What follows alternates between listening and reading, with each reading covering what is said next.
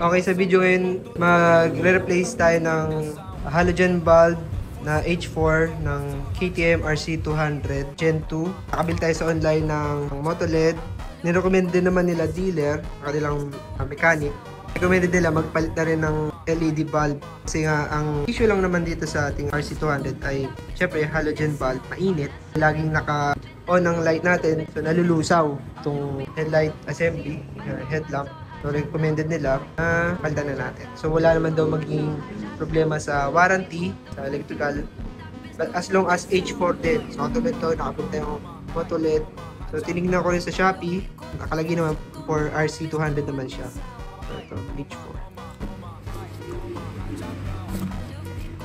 Nakaparehas din siya, H4.